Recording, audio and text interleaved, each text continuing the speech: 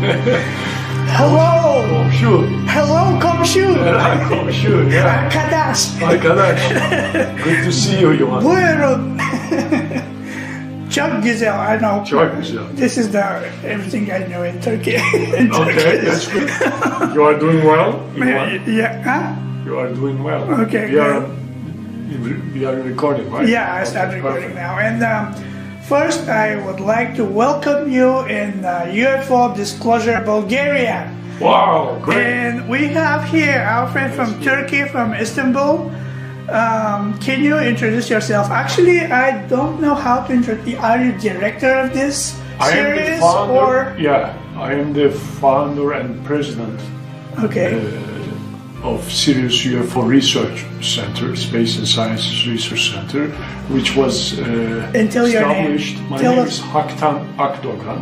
Okay. And this research center we established in 1995, almost like 13 years ago, in Turkey. But my interest in the subject goes back to when I was like 7, 8 years old, when I was watching Star Trek.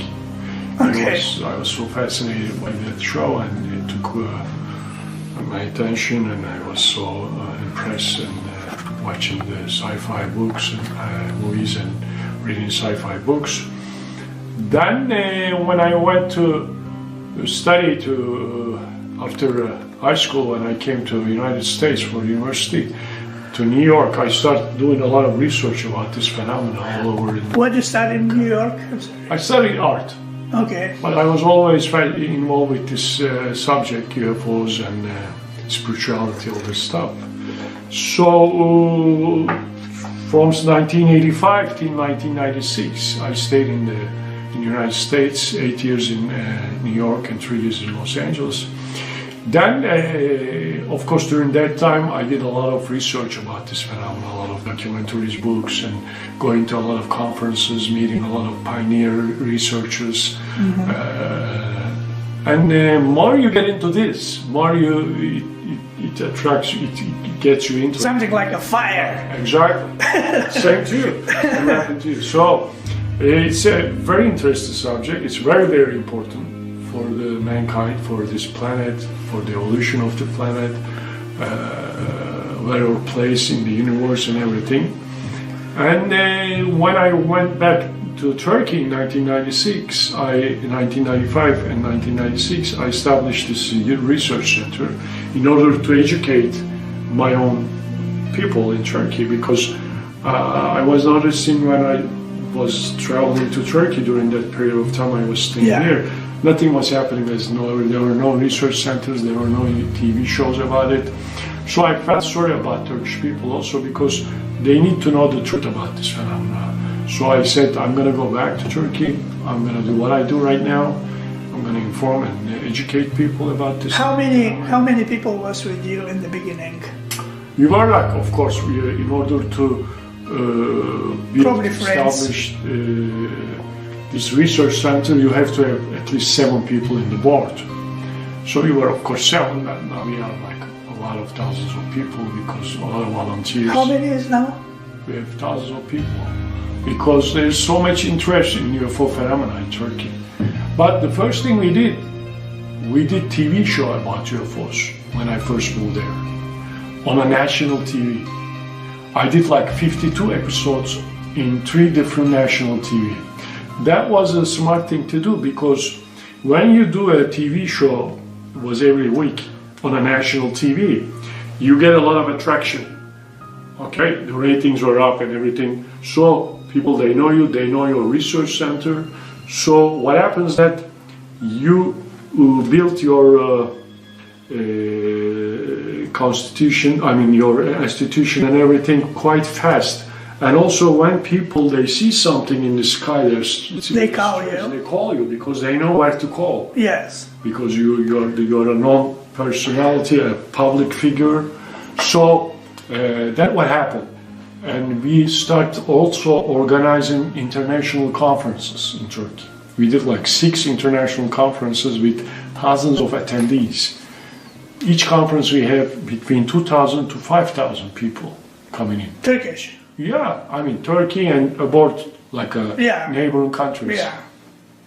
I had privilege to have all the pioneer researchers coming to Turkey, from Eric von Däniken to John Mack, Bud Hopkins, everybody, you name it. They all came to my conferences.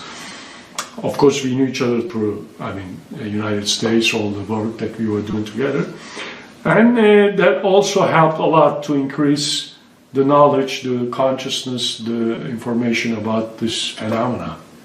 So then after that, we start doing exhibitions, UFO and alien exhibitions, on mobile, like a big truck we converted into museum, we did it in the tent. Also, we had several exhibitions traveling throughout Turkey in order to inform and educate people about the subject. And so we keep doing what we do. So you're the only one in Turkey who dealing with this? This kind of course, there are a lot of other organizations? Not organizations, mostly like websites. Oh, okay. But we are the most serious and Are most they jealous with you? No, why should they be? Because that happened in Bulgaria. That's why I'm asking. And because we're neighbors, I said because we're balcony, probably you have the same attractions like us. Yeah, but that happens, of course. We are talking about humans. Humans has all kinds of feelings. But the thing is we are the pioneer group, We are more respected. We also start ufology and exopolitical courses in the university. So I'm a Muslim. So if you look to the Quran, as far as I know, it is written that God said, we have created many worlds. It means there isn't only one world, our world. It could be other worlds. Bu evrende bizler Tanrı'nın sadece I believe that God provided life not just for us, but also for the many others, like extraterrestrials. It is quite problematic to open a course based on an unscientific activity. I think it will hurt the credibility of Akdeniz University. Courses in the university. This is the How that happened? breakthrough stuff, mainstream stuff. And How that happened? We were invited, me and my vice president, Erhan Kolbaşı, he's a good guy too. He's writing a lot of books on the subject too. He's working with us. We were asked to give lectures in the university. Conference. Okay. Just a simple, basic conference. We went up there, it was like 800 people. But we were invited by a professor of this university.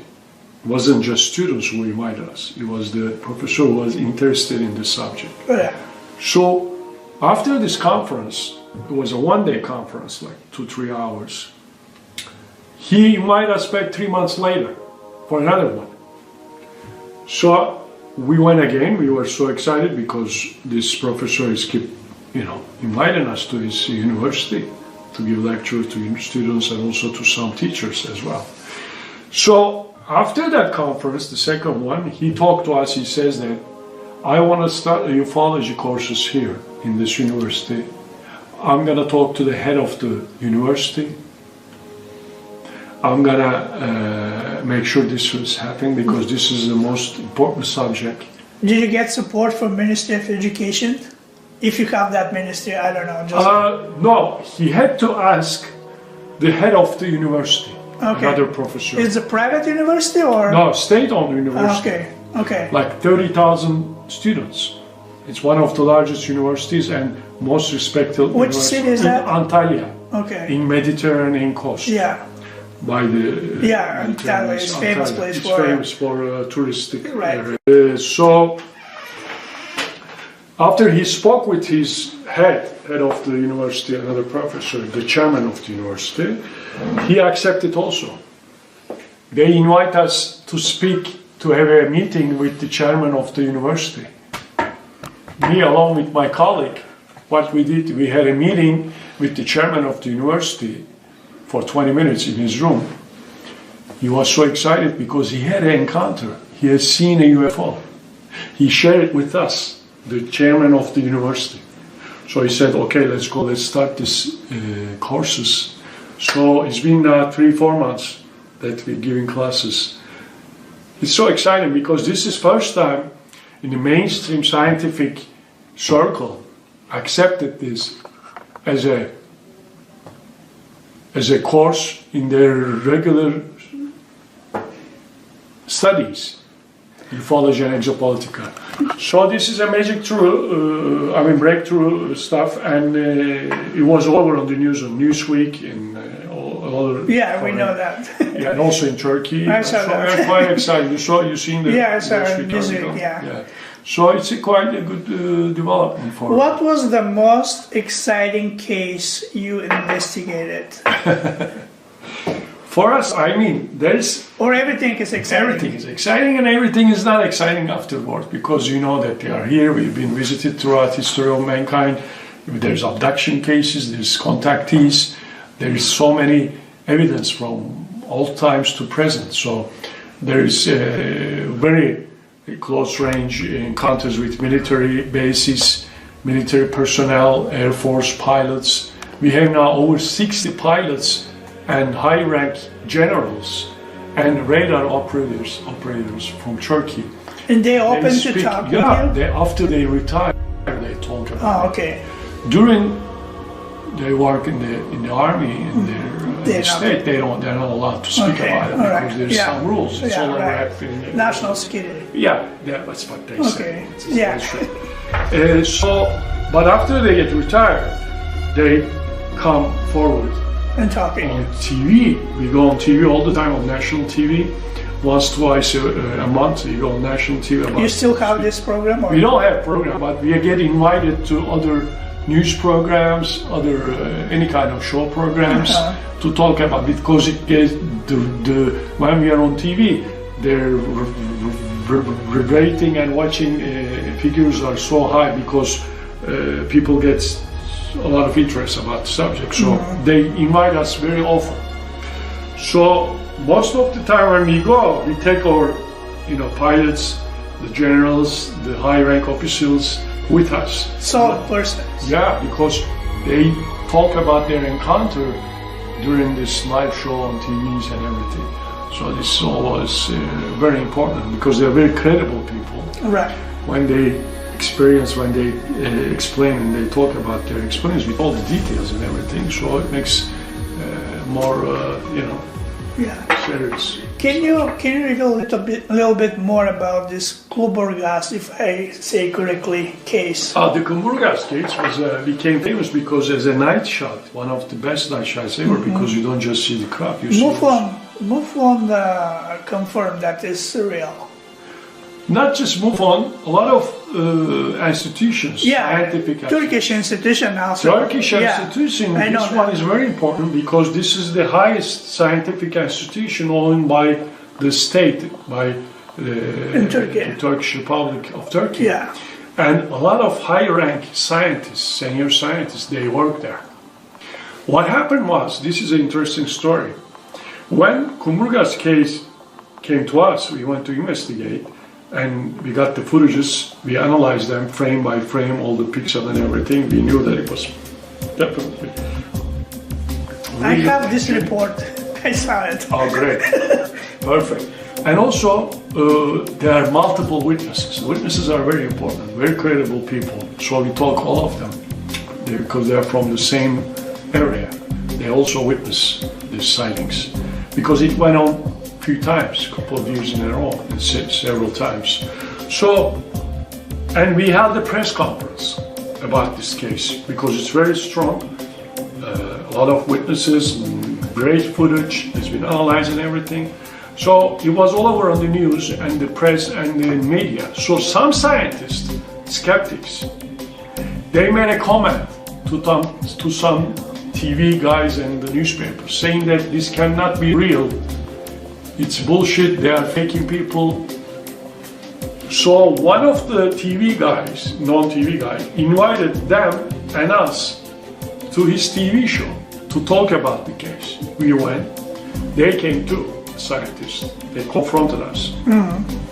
And during the TV show, the guy kept saying this cannot be real. I said, first of all, have you analyzed the footage?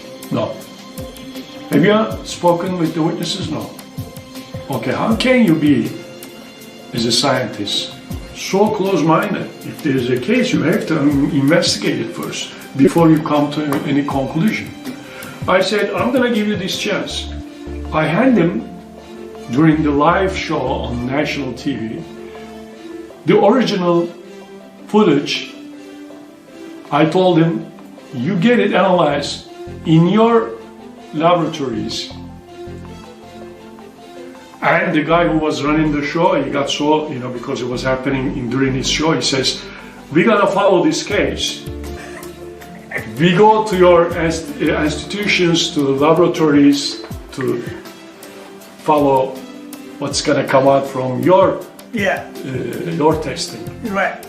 So I was great. So the following few days later, we went all together with the cameras to that institution, scientific institution. What did they say? They didn't let us in their rooms that they analyzed it, but we went in the area. All the cameras were shooting. So they analyzed it. They came up with the same conclusion as we did. They said, because they had to sign and stamp it saying that this footage is not fake. There is something on, but they didn't say it was a UFO with by aliens. But they used the term of UFO saying unidentified flying object. They weren't allowed to say that it was from space, from other beings, craft or whatever. Right. But still using the same word as we did, like as a UFO. So it was a great success for us. So that made the headline again, because the most respected institution, scientific institution, came up with the same solution. Then after that, I give this to Yuri Geller.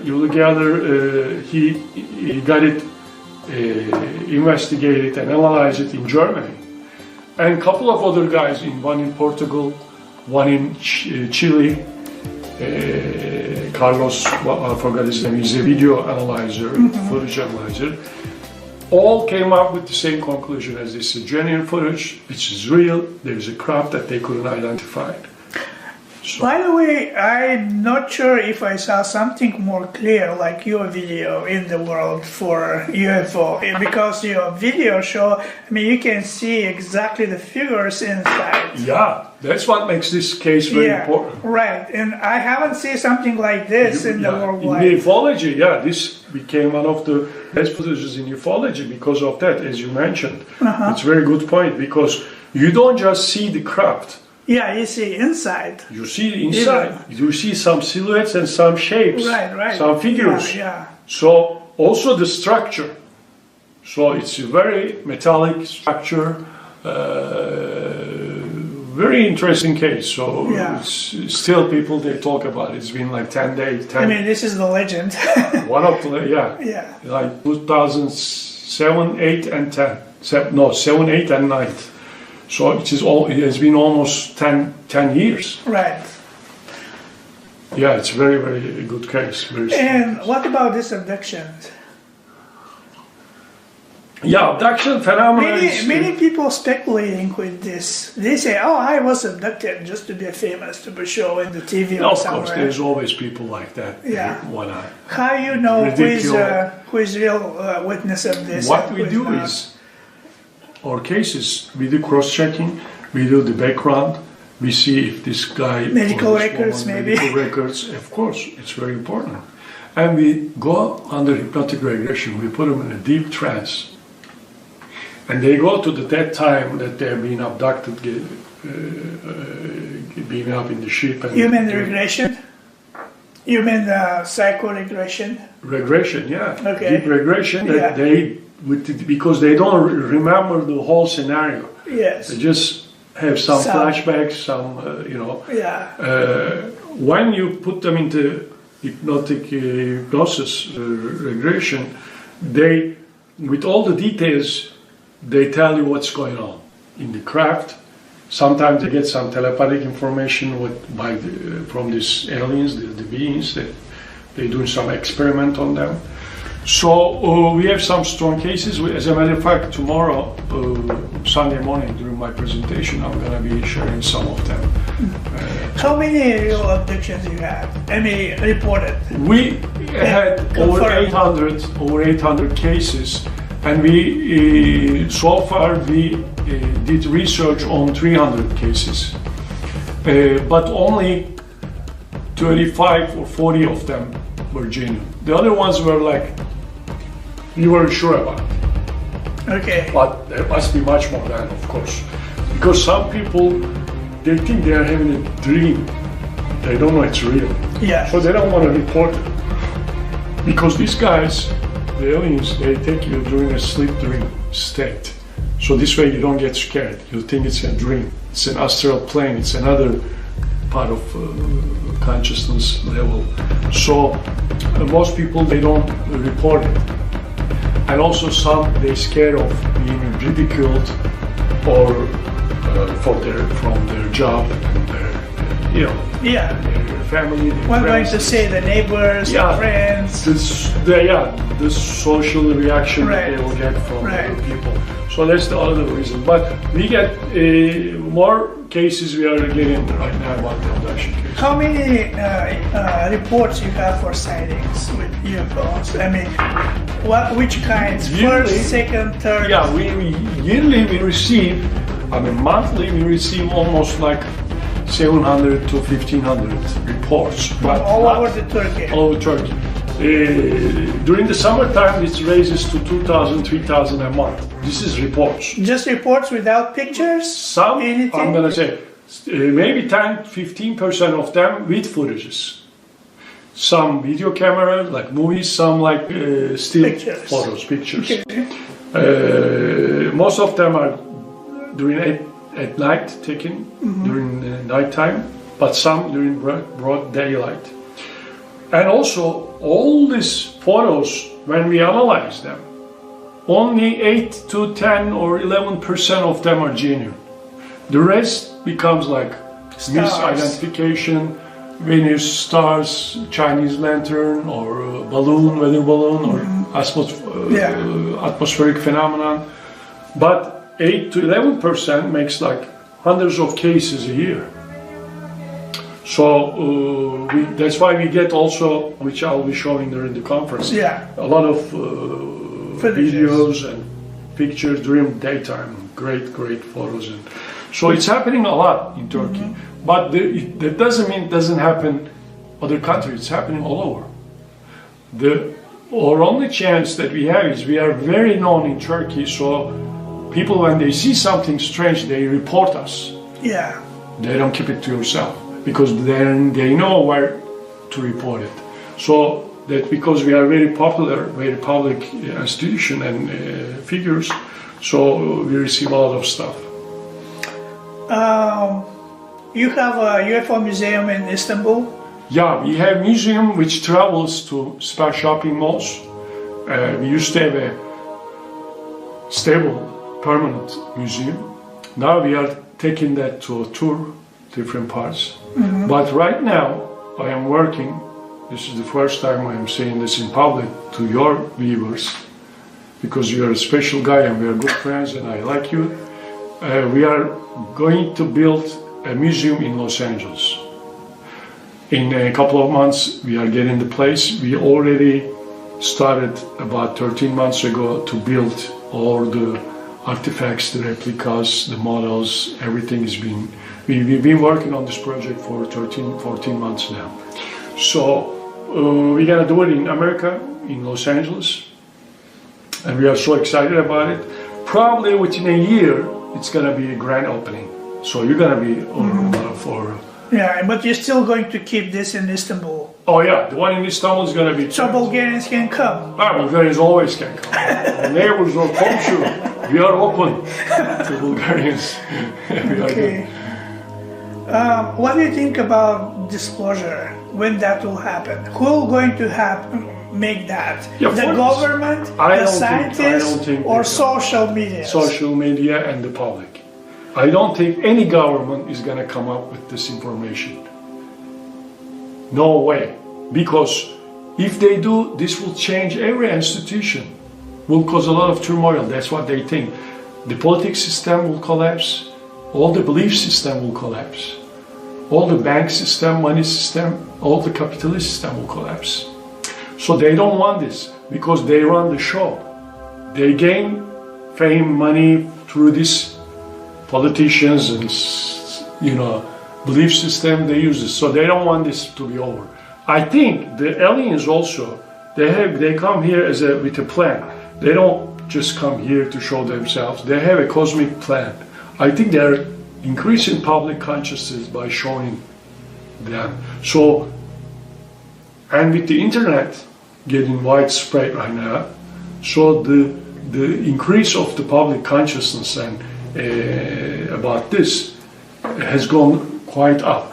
Mm-hmm. And more in each year it's gonna go faster and faster, and at a certain point, when the general public consciousness is ready, they will show more clearly themselves. I think we still have at least 15 to 25 years ahead of us for this to happen. But I don't think during this any period, any government, Trump or Obama Clinton didn't do it, Trump will never do it, any other government is not going to come any forward. So this is about the public who's going to do this change, who's going to make this happen. So for us as UFO researchers and enthusiasts, we have a mission to fulfill. For every being who's done sighting or didn't do any sighting, doesn't matter, was a believer or not. We have to let people know around us about this reality, because this is going to increase a lot of consciousness, and also it's going to make us think a very broader way that what we are and where our place is in the universe, and also we are all earthlings in this planet, sharing the planet. Why we are going through all these fights and wars and terror and all this destruction in the ecological system and everything.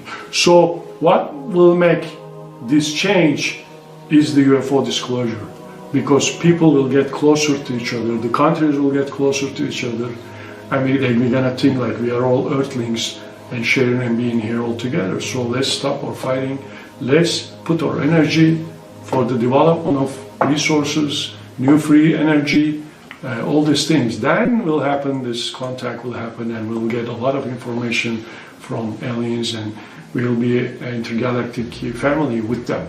Mm-hmm. So that's why this subject is just so important for the evolution of mankind and for the evolution of this planet. So that's why we are here and doing all this work all together, and doing conferences, TV shows, and museums and exhibitions. The only goal is to increase the public consciousness, because we are all here together as humans, as galactic beings. That's very important. Well, thank you very much for your time, and you're our friend in Bulgaria, and we'll be very happy to have you in some future conference for UFO. Thank you so much, Ivan. It was my pleasure. It was. I say hi to everyone in Bulgaria when we're expecting them to come to our museum in Istanbul, to our conferences, and to follow you with the ladies about UFOs. Do you want to say in Bulgarian, заповядайте? Заповядайте. Yes.